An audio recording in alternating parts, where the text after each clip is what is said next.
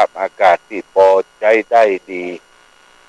คือหลังจากที่ฟ้าฝนลมลงมาแต่ว่าก็ทำให้หมอกควันไฟที่บ้านเฮาเมืองเฮาคือมันเต่งมันวะไป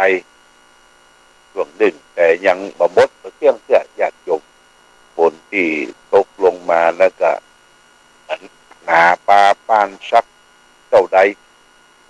พอแผ่นดินมันจุ่มแผ่นดินมันลาย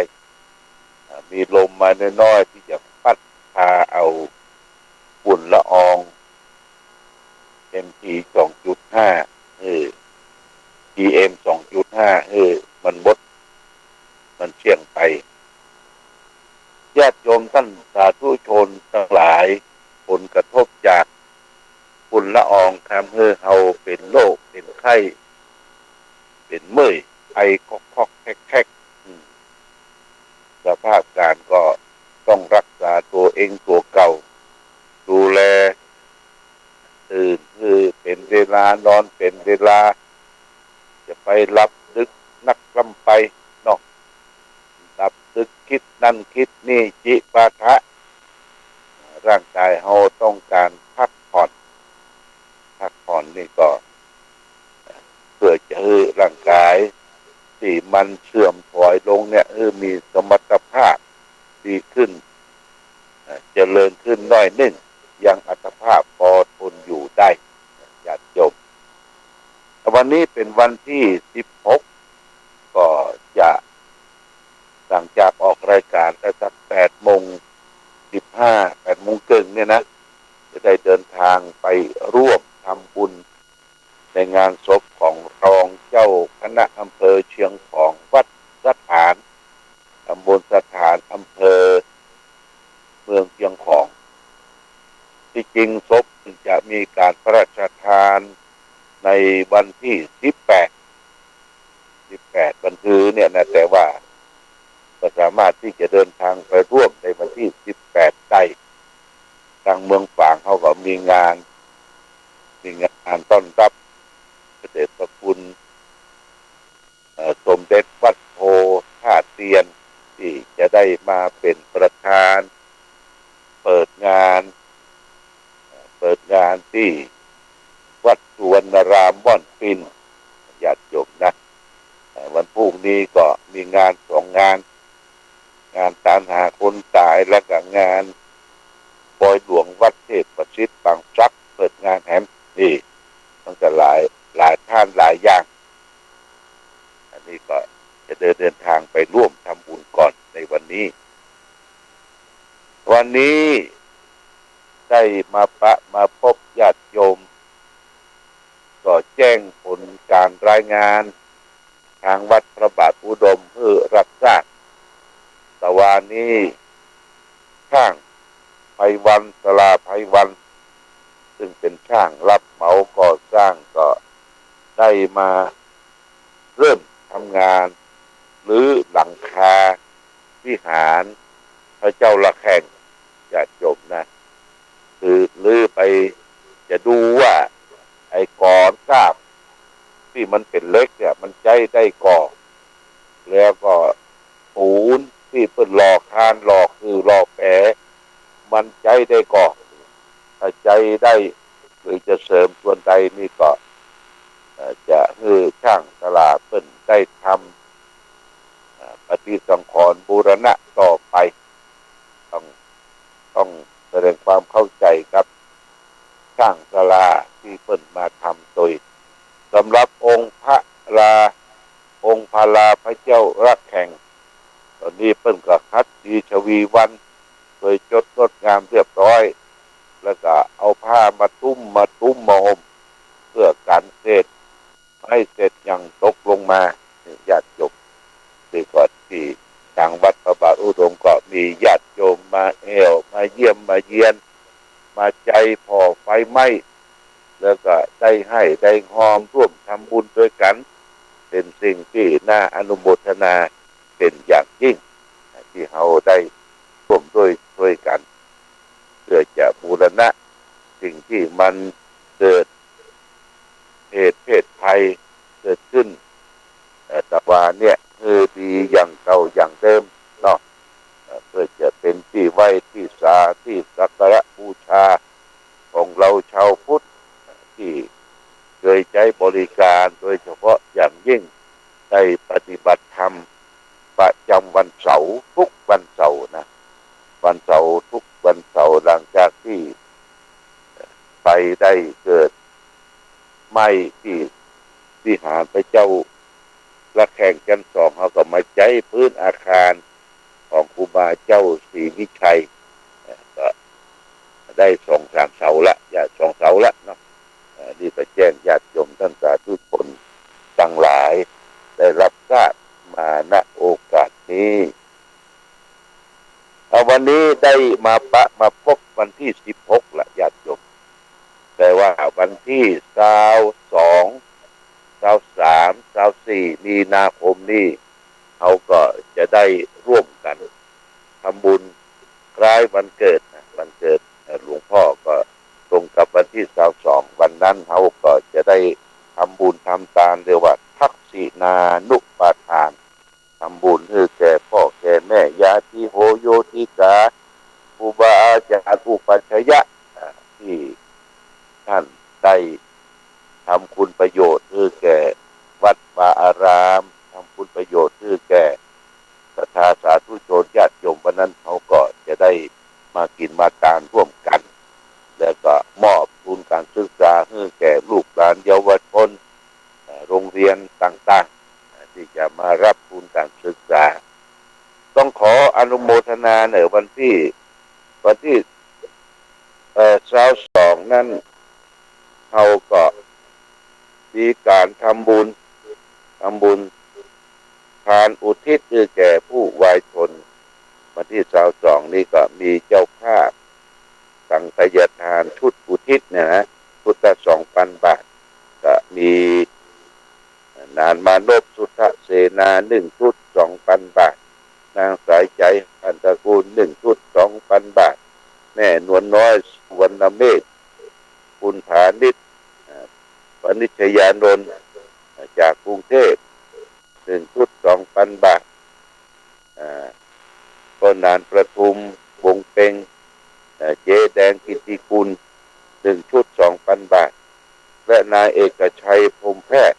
คือไอ้น้องคนขับรถ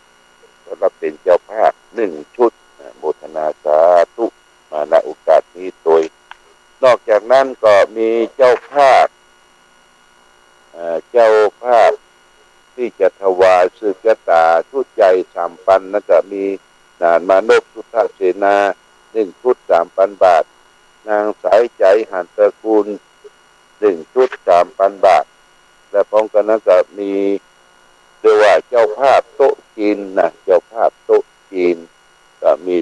ตู้แจ้งจำลองประสงค์มาก็มีแม่ขันแก้วปานหมอก1ชุด1โต๊ะ 1,000 บาทแม่นวลน้อยสุวรรณเมธ1โต๊ะ 1,000 บาทแล้วก็คุณฐานิชวานิชยานนท์1โต๊ะ 1,000 บาทญาติโยมท่านสาธุชนต้องขอบคุณอนุโมทนามาณโอกาสนี้แล้วก็ได้รับเมตตาเจ้าภาพเทวดาองค์ยืนคือพ่อดาบศรีรัตน์แม่จันเป็นบัวบาน1องค์ 1,200 บาทแล้วก็เทวดาองค์นั่งก็คือแม่ละพรวงเมธาแม่อุ่นแม่ละพรวงเวียนธา1องค์ 1,000 บาทโมทนาสาธุและที่เราได้ร่วมกินร่วมทานพัฒนาวัดวาอารามและก็ร่วมกินร่วมทานที่จะมีการสืบชะตาหลวงก็ทางญาติโยมแม่ขันแก้วพร้อมด้วยคณะครอบครัวบ้านป่าแดงตำบลบ้านหลวงนี่เพิ่นก็จะได้แปลงเครื่องครัวสืบชะตามาตั้งมาถวายมาตั้งในวันที่23ตอนค่ำตอนเย็นนะที่23วันที่24เราก็เริ่มทำบุญสืบชะตาวันที่23นะก็จะมาจัด แจงแต่งดาของกินของทานแล้วก็สวยดอกไม้อย่างต่างๆญาติโยมก็มาแต่งประดาด้วยกันวันที่22เป็นวันทำบุญทักษิณานุปทานวันนั้นทำบุญอุทิศให้แก่ผู้ตายพระสงฆ์จำนวนประมาณ50 รูปวันที่22วันที่23นั้นประมาณสัก29 รูปแจ้งญาติโยมท่านสาธุชนทั้งหลายรับทราบวันนี้ได้มาพบกันก็เพื่อจะฝากหลักธรรมญาติโยมได้น้อมไปคิดพิจารณา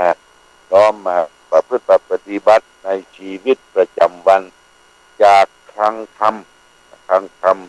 เล่มที่1คลังธรรมเล่มที่1ก็เอาสาระธรรมเรื่องต่างๆมามาจามาเป็นข้อคิดสะกิดเตือนใจ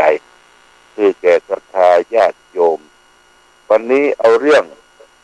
ชีวิตที่ประเสริฐญาติโยมว่าด้วยชีวิตที่ประเสริฐเพิ่นเขียนตัดไว้ในพระไตรปิฎกสังยุตตนิกายสกาตวรรคเล่มที่15หน้า33โดยตัดไปว่าสัตนีทวิตังปุริสัจจะเศรษฐังธัมโมสุเจโนสุขมาวัฏาติสัจจังหเวสาธุตรังระทานังปัญญาชีวิตมาหุเศรษฐังแปลว่าศรัทธาเป็นทรัพย์เครื่องปลื้มใจของอย่างประเสริฐของคนในโลกนี้ธรรมะที่บุคคลประพฤติด้วยการนำสุขมาให้สัจจะเท่านั้นเป็นรสที่ยิ่งกว่ารสทั้งหลายคนที่ดำรงชีวิตอยู่ด้วยปัญญาท่านก็ว่ามีชีวิตที่ประเสริฐญาติโยมเปิ้นตัดไปหลายอย่างเลยบอกว่าศรัทธานี่แปลว่าความเชื่อความเลื่อมใสอย่างลงไปในสิ่งที่เชื่อควรเชื่อเป็นทรัพย์เพราะว่าศรัทธาเป็นทรัพย์เครื่องปลื้มใจอย่างประเสริฐของคนที่เขาอาศัยอยู่ในโลกนี้จากศรัทธาแล้วก็เพิ่นว่าธรรมะที่บุคคลประพฤติดีแล้วย่อมนำความสุขมาให้ธรรมะคือคำสั่งสอนขององค์พระสัมมาสัมพุทธเจ้าเมื่อเราได้ประพฤติปฏิบัติธรรมะมันเป็นจะได้ญาติโยมธรรมะนี่ยังความปลื้มปีติที่เกิดขึ้นเช่นว่าเขาได้ตามรักษาศีลบำเพ็ญเจริญภาวนาไหว้พระสวดมนต์ทั้งเช้าทั้งค่ำและประพฤติเผื่อแผ่เอื้อเฟื้อแก่บุคคลอื่นเสียสละความสุขส่วนตัวเพื่อคนอื่นนี่ล้วนแต่เป็นธรรมะเนี่ยประพฤติแล้วย่อมนำความสุขมาให้ญาติโยมต่อไปก็สัจจะเท่านั้นเป็นรสที่ดียิ่งกว่ารสทั้งหลายสัจจะคือความจริงใจสัตย์ซื่อญาติโยมสัจจะนี่สำคัญมากยิ่งกว่ารสทั้งหลายรสอาหารการกินรสสัมผัสถ้าคนเราถ้ามีสัจจะแล้วถือสัจจะญาติโยมนะสัจจะนี่เป็นเรื่องสำคัญเอาไปกู้หนี้ยืมสินคนอื่นเขาไปทำเรื่องทำราวหรือเป็นกู้กันเป็นมั่นเป็นเหมาะลงลายลักษณ์อักษรแล้วสัจจะเนี่ยมันเป็นธรรมะมันเป็นธรรมะเป็นรสที่ยิ่งกว่ารสทั้งหลายสัจจะที่สำคัญเนี่ยมีสัจจะต่อไปคนที่ดำรงชีวิตอยู่ด้วยปัญญาท่านกล่าวว่ามีชีวิตที่ประเสริฐปัญญาผู้ที่ดำรงอยู่ด้วยปัญญาเป็นสิ่งที่รอบรู้ปัญญามีสองโลกิยะปัญญาของโลกิยะชนทั่วโลกทั่วไป และปัญญาส่วนที่สองก็คือโลกุตระปัญญาปัญญาที่อยู่เหนือโลกอยู่เหนือโลกอยู่เหนือความทุกข์ปัญญามีสองนะปัญญาส่วนโลกปัญญาจากส่วนธรรมะ